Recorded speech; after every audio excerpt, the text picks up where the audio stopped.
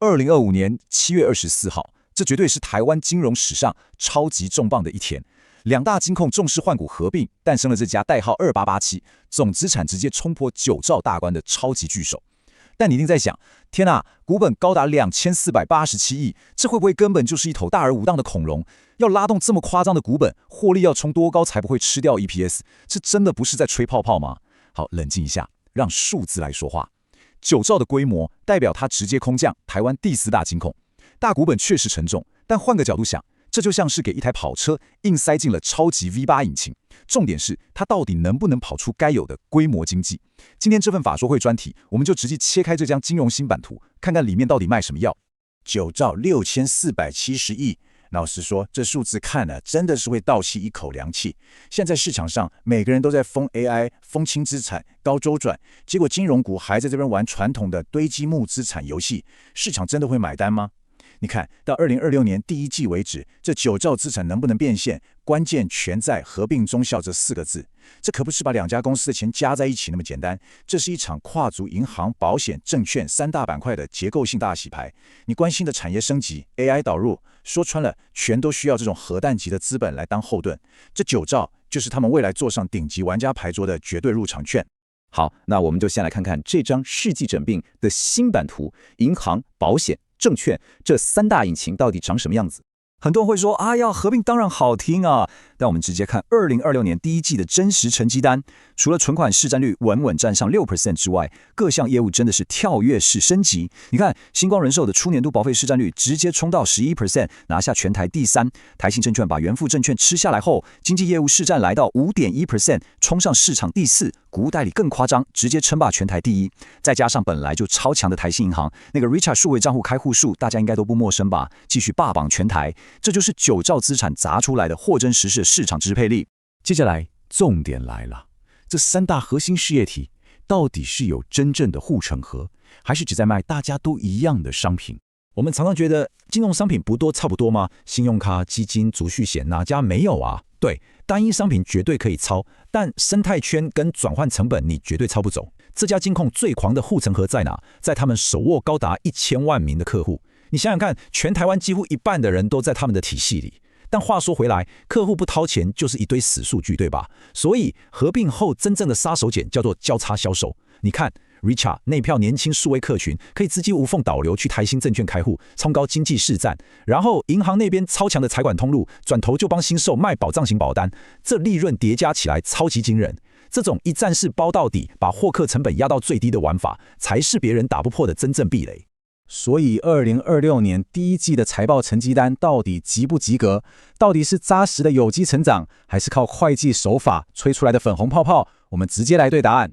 故事听起来很性感，但财报数字够硬吗？来，单季税后净利211亿元，年增率飙到夸张的345%，还有那个每股净值从去年底的18.42元直接暴涨快24%，来到22.8元，这净值成长率绝对是全台金控第1名。但等等，我们先冷静拆解一下数字。这210亿里面，新售贡献了119亿，银行86亿，证券30亿 ，EPS 0.82元，年化 ROE 来到超水准的13.5%。这确实是超标达标，证明了银行的利差跟证券的手续费是真金白银赚进来的。可是净值暴冲这么多，背后其实有一个 IFRS 会计实质的超级大外挂。没错，净值能这样狂飙，很大一部分是因为2026年全面接轨了 IFRS 17保险合约准则。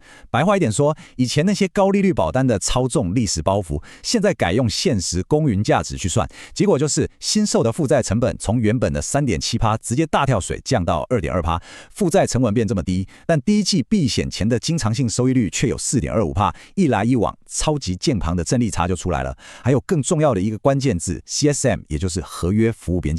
接轨之后，新售一开账 ，CSM 居然高达2607亿，这代表什么？这代表未来有2000多亿的既定利润会像开水龙头一样稳稳地、持续地流进损益表里，这才是他们放眼长线的底气啊！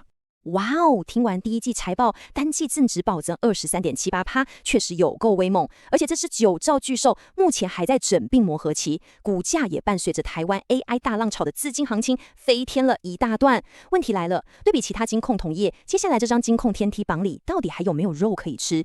在进入残酷的估值对决之前，不管你有没有赚到这波 AI 红利，不管这支影片目前对你有没有帮助，请先帮我订阅、按赞哦，这样才不会错过每次可以搞懂公司到底在干嘛的深度解析。准备好了吗？我们进入估值比听。好，看完了基本面，我们来聊聊最刺激的金控估值天梯榜。现在市场上到底谁在山顶吹风，谁又在瓦地捡钻石？现在台股热钱到处乱窜金控股的估值也是越喊越夸张。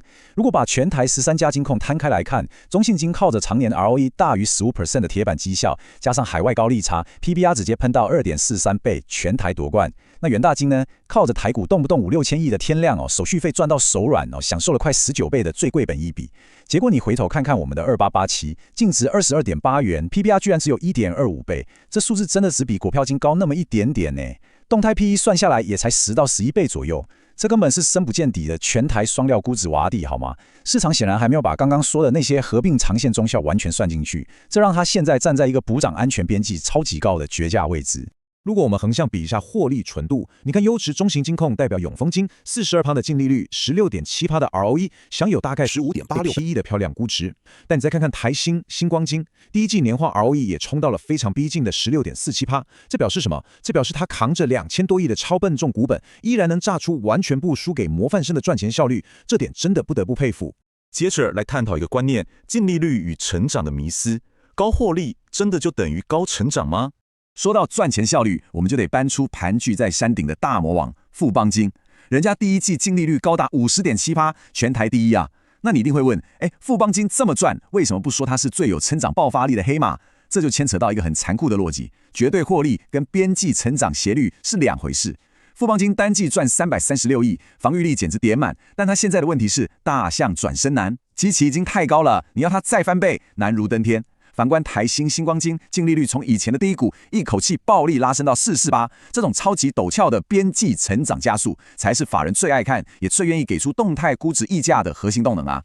不过，我们也必须非常客观地戳破一个盲点：寿险金控这种动不动 50% 的高净利率，背后其实藏着一个极度不稳定的分母。新寿第一季能大赚，很大一部分是因为他们趁着台股高点卖股票，实现了138亿的一次性资本利得。这叫什么？这叫靠天吃饭。相比之下，元大或永丰那种纯赚手续费的有机收入稳定多了，靠老天爷赏饭吃。一旦遇到股市大跌，或是汇率避险成本突然飙升，获利马上就会大幅缩水。这也是为什么市场有时候反而更愿意给那些轻资产、纯手续费的业务更高的估值溢价。最后，我们要来面对现实喽。内部策略矛盾与风险总简约，这张所谓的转机股考卷真的能顺利及格吗？高层蓝图画的再香，投资人还是得做最严格的压力测试。我们把时间轴摊开来看，管理阶层现在正处一个巨大的拉锯战，一边是市长狂敲碗的规模中效，另一边却是他们自己不得不面对的平稳整并。举个例子，今年4月双证券刚合并 ，IT 系统就出现了波动。各位，金融业系统宕机可是会被骂爆的大忌啊！为了不重蹈覆辙，他们只好把银行的法律整并时程默默往后延到了2027年初。这清清楚楚地告诉我们，千万别小看内部跨事业体系统整合的摩擦成本啊！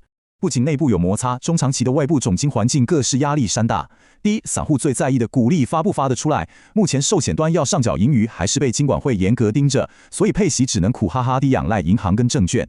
第二，中东地缘政治带来的通膨变数，加上联准会降息预期，这会直接压缩银行的换汇收益，还会拉高避险成本。最可怕的是第三点，现在全球都在搞 TNFD 自然财务揭露跟2030脱碳承诺，在目前非 AI 传统产业营运这么辛苦的情况下，法金放款的预期信用减损，也就是 ECL， 绝对会迎来一场真枪实弹的长期压力测试。所以总结来说，2887这头9兆资产的金融巨兽，现在就像一辆刚换上超级引擎的重装跑车。